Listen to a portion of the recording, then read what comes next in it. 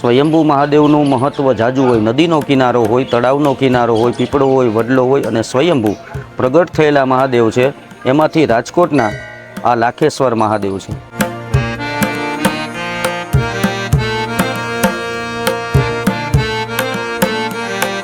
કપૂર ગૌરમ કર્ણાવતારમ સંસાર સારમ ભુજગેન્દ્ર હારમ સદા વસંતમ હૃદયારવિંદે ભવમ ભવાની સહિતમ નમાવી। એવા લાખેશ્વર મહાદેવ જે સ્વયંભૂ છે અને રાજકોટમાં આવેલા છે એવા દાદાના દર્શન ચાલો હું તમને કરાવું।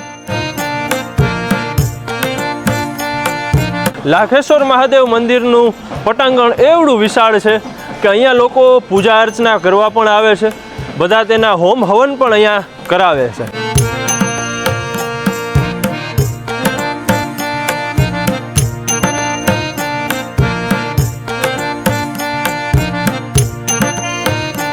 હવે બધા દેવી દેવતાઓને રાજી કરવા, એને પ્રસન્ન કરવા આપણે શ્લોક બોલવા પડે, કેટલું બધું કરવું પડે, પણ મહાદેવ એક એવા દેવ છે કે માત્ર એક લોટા જલકી ધાર હોય એટલે મહાદેવ તો ખૂબ પ્રસન્ન છે।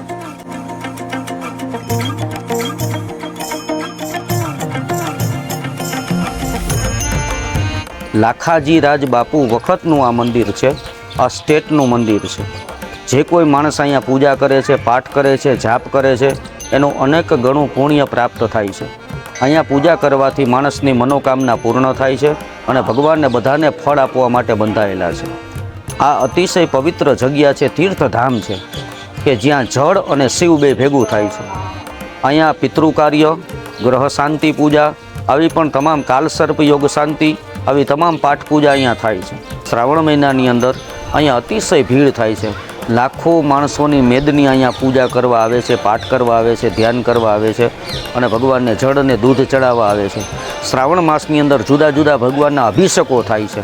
દૂધથી અભિષેક, પંચામૃતથી, શેરડીના રસથી, આવી રીતે જુદા જુદા દ્રવ્યથી, નાળિયેરના ત્રોફાથી જુદા જુદી પાઠ પૂજા થાય છે। અહીંયા નાગદાદાની અખંડ હાજરી હોય છે 30 દિવસ અને અહીંયા 30 દિવસ શ્રાવણ માસની અંદર ચાની પ્રસાદી, અખંડ પ્રસાદી ચાની આપવામાં આવે છે અને છેલ્લે દિવસે અમાસને દિવસે મહાબટુક ભોજન કરવામાં આવે છે, જેમાં 5 થી 10 હજાર માણસો ભોજન કરે છે અને પ્રસાદ ગ્રહણ કરે છે।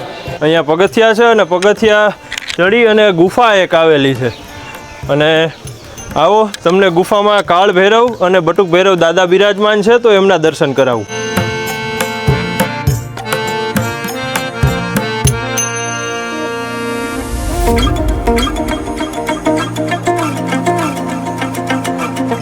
તો દાદાના દર્શને તમે અચૂક આવજો અને તમને એડ્રેસ આપી દઉં તો પ્રદ્યુમન પાર્કની પાછળ લાખેશ્વર મહાદેવ મંદિર, રાજકોટ।